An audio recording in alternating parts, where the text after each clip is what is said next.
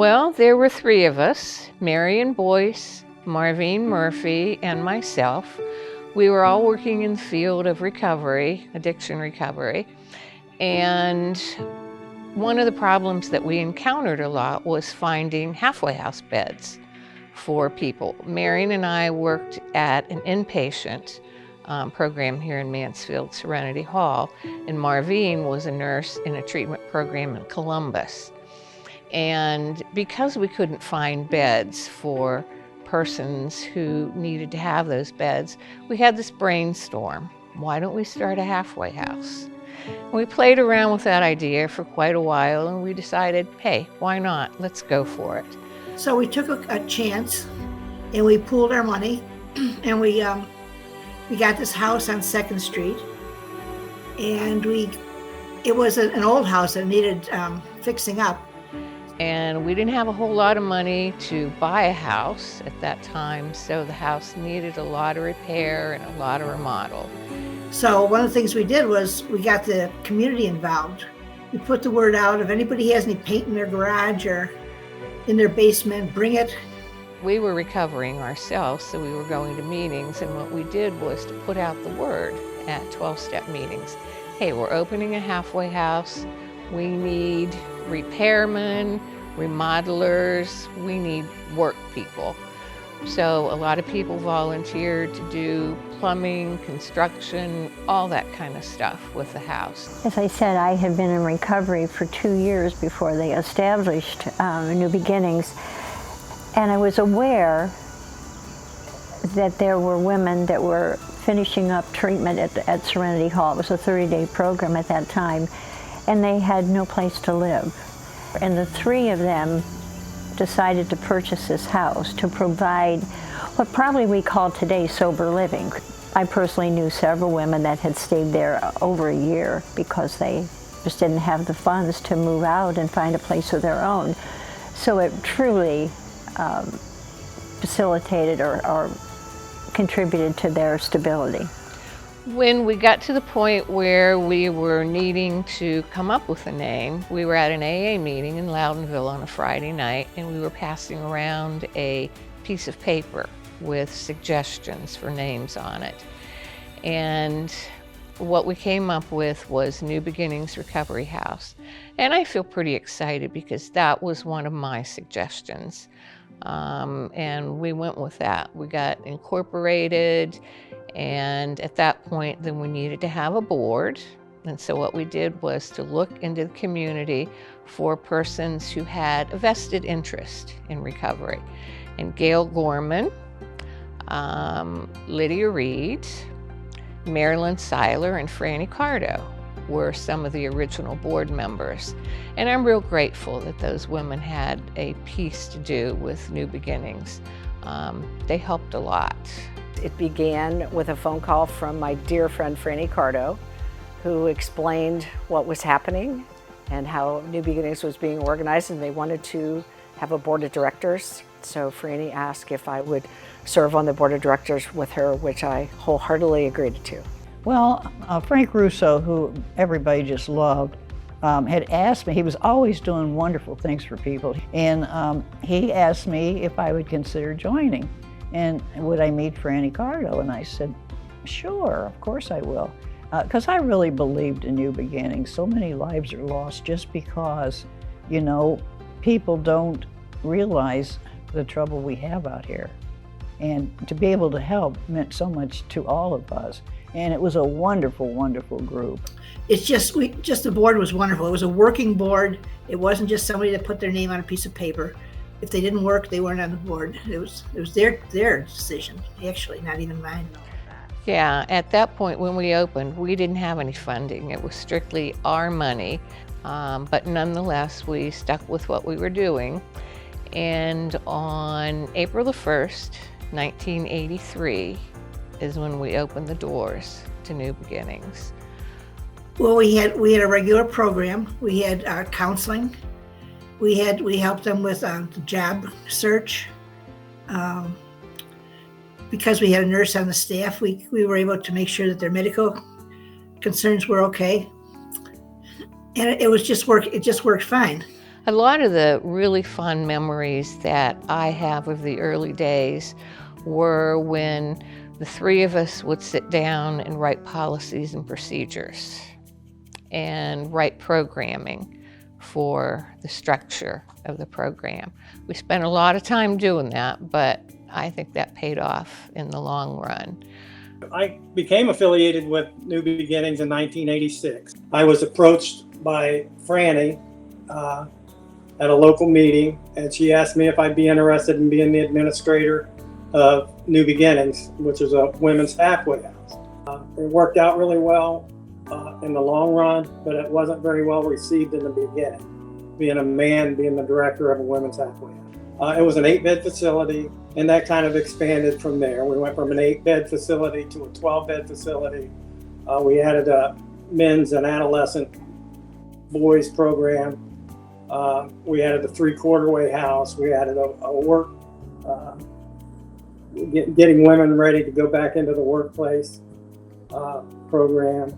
A lot of different things, computer skills and those kind of things. That was all added, with new grants and new programs. We had a purpose. That was what we wanted to do. We wanted to help people. And, you know, I remember when we opened the boys' house, and Kenny was there, of course, at Fifth Avenue. And we all, you know, really tried to make something happen, and I think it did, you know. Look at it today. Yeah. It's awesome. Yeah. Somewhere in the mid-'80s, we purchased a home on 5th Street, and that was going to be the introduction of men to the sobriety program. And then we also purchased another home, and that was going to be what we considered a 3-quarter-way house for women that have been through the program, and this was a place where they could live and have a support system after they, quote-unquote, finished the program. When New Beginnings was established, I was in recovery for 2 years, and Franny Cardo and Ken Hobyo called and asked if I would be on the board to represent the recovery services, in which I did. And Franny Cardo had been involved. I didn't know her at that time, but I became aware of all the different organizations and the contacts, friends that she had in the community who she then approached to help with New Beginnings. And it was just awesome to see how much energy and how dedicated she was to New Beginnings, and stayed that way until she passed away in 1999. The board was, in my view, a very powerful board, and they all had their different expertise, and the board really worked together to to satisfy the mission, or to accomplish the mission. And I left in 93. I was there between 86 and 93. I came back in 95 as a consultant. As a consultant, I kind of went through the process of identifying the strengths and weaknesses of New Beginnings and the recommendations we made at the end of that. And one of those recommendations was to find a program that they really trusted and respected in order to merge with, because we felt that in order for the long-term survival of New Beginnings, and so that was the whole rationale for the merger.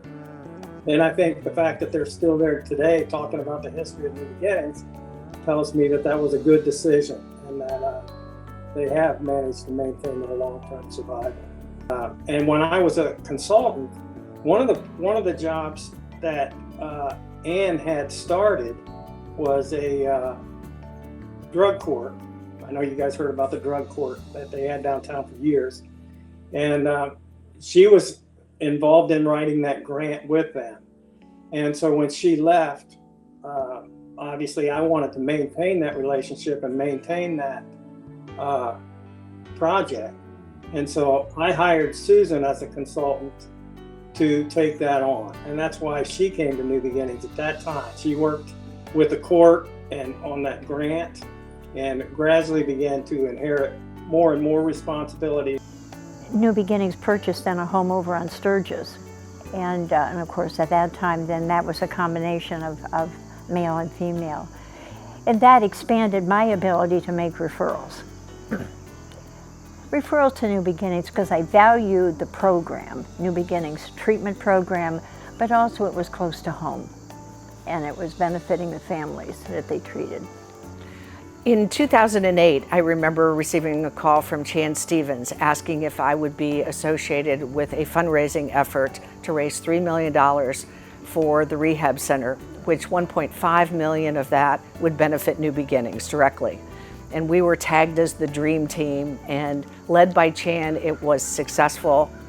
And I was especially glad to be a part of that for the monies raised for New Beginnings that added another facility here for their infrastructure.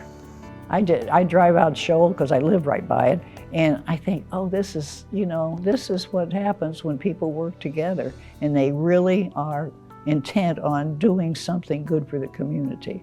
So, I can only say for all of us that were on that dream team, it was a great time because we raised a lot of money and got a building, and it's just gone better all the time. And then when Catalyst took over New Beginnings, and I became a part of the Catalyst staff, and worked there till 2017, and then retired finally. And then in 2017, then I became a volunteer, and I still volunteer today. I come on Monday nights.